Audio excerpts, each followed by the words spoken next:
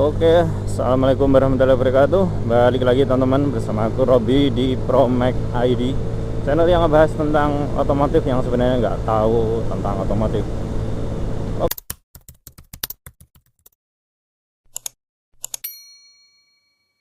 Oke teman-teman, jadi alhamdulillah ini perdana aku konten motovlog, dan ini kebetulan juga di konten pertama aku ini aku nggak pakai si Aerox karena si Aerox lagi dibongkar karena check up, karena ya nggak tahu juga nanti bakal up spek atau bakal tetap, ditunggu aja nanti kontennya. Jadi ini kebetulan aku sambil kirim orderan teman-teman. Jadi bagi yang udah tahu akun TikTokku, udah tahu namanya Bakul Ayam ya. Jadi ya ini aku lagi kirim orderan ayam teman-teman. Jadi aku tuh kerjanya kirim ayam merah, itu ayam yang buat lalapan, nganter ke warung-warung gitu. Oke, jadi lanjut. Di konten ini aku bakal ngebahas tentang konten motovlog menggunakan Gcam, karena kan Gcam basic internasional. Nah ini yang aku pakai ini itu kamera action cam yang udah lama banget, udah dari tahun 2015an kalau nggak salah, berarti udah sekitar 11 tahun. Dan katanya orang-orang itu masih worth it dipakai di tahun 2026. Oke, jadi aku bakal ngebahas kenapa sih aku masih pakai kamera Gcam. Sebenarnya pada tahun 2025 pertengahan kemarin aku itu pengen beli Insta360 atau GoPro buat konten-konten, karena aku sendiri suka konten speedingan dan kadang suka touring. Jadi aku udah izin istri pengen beli yang bekasan harga 2 juta sampai 3 juta, tapi kata ini nggak usah, katanya dia punya kamera Gcam. Nah, sebenarnya punya om dia, cuma yang lola dulu itu dia, yang rawat dia, karena kan dulu itu sempet nyewain Gcam sama DSLR. DSLR-nya udah kejual, tinggal Gcam-nya aja. Dan ada 2 temen-temen.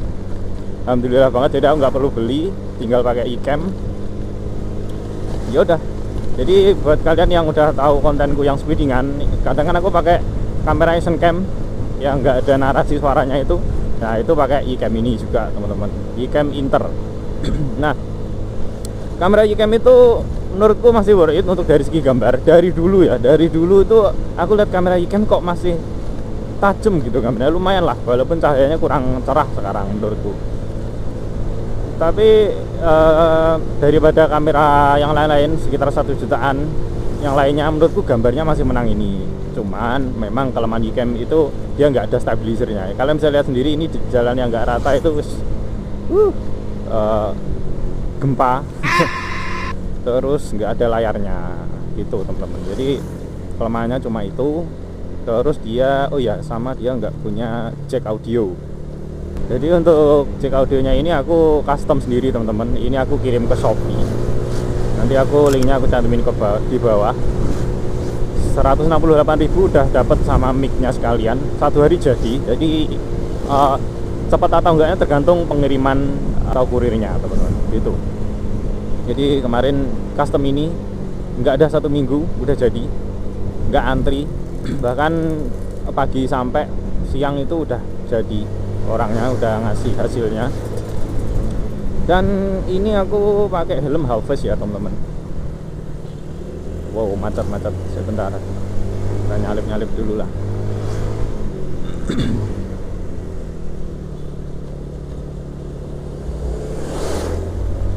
Oke, ini agak macet karena ada truk pasir, sama ini pagi sekitar jam setengah 7 teman-teman. Jadi banyak orang berangkat kerja sama anak-anak berangkat sekolah. Oke teman-teman, jadi aku tuh pakai helm half face. Kenapa aku pakai helm half face? Karena ya lebih gampang, karena aku sendiri orangnya gampang gerah. Kalau pakai helm full face menurutku juga keberatan, karena motorku juga matic, menurutku kurang oke pakai helm full face. Jadi pakai helm half face. Dan alhamdulillah suaranya bisa jernih kayak gini.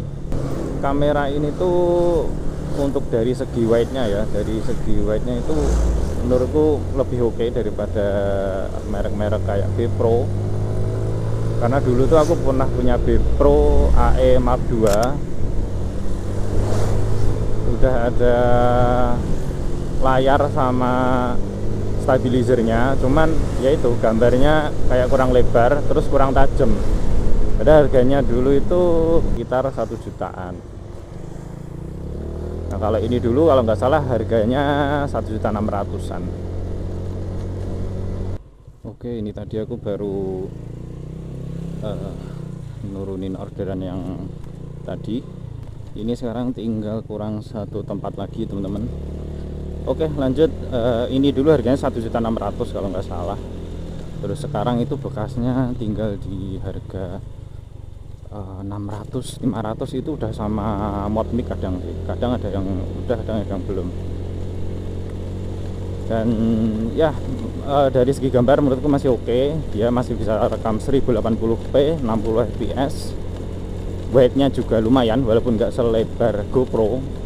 GoPro itu GoPro 4 itu aja udah menurutku lebarnya udah lebar banget. Ini ya masih kurang lah daripada GoPro, cuma masih oke, masih bisa dipakai. Nah jadi untuk baterai juga ini masih bisa sampai 90 menit full kalau ngerekam terus ya. Kalau apaan tuh?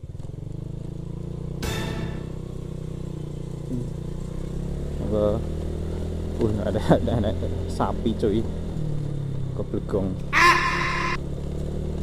Oke, jadi kalau rekam full ya 90 menit, kalau enggak ya bisa sampai 2 jam, potong-potong gitu.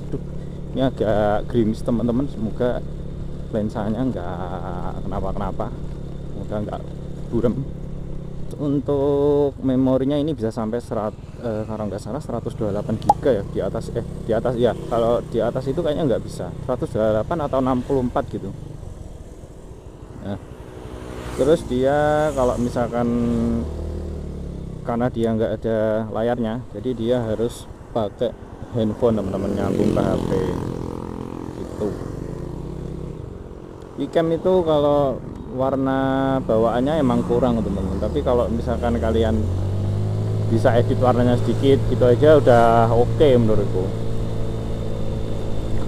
Jadi ya sambil ngonten, sambil nabung lah, ini ceritanya ambil nabung biar bisa beli Insta360.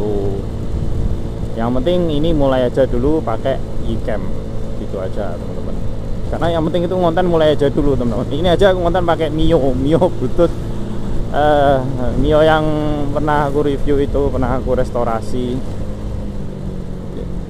dan ini aku pakai kerja tiap hari. Dan ini kondisinya kotor banget, tadi malah bawa ayam, jadi tiap hari kena darah dari ayam, wes pokoknya parah lah.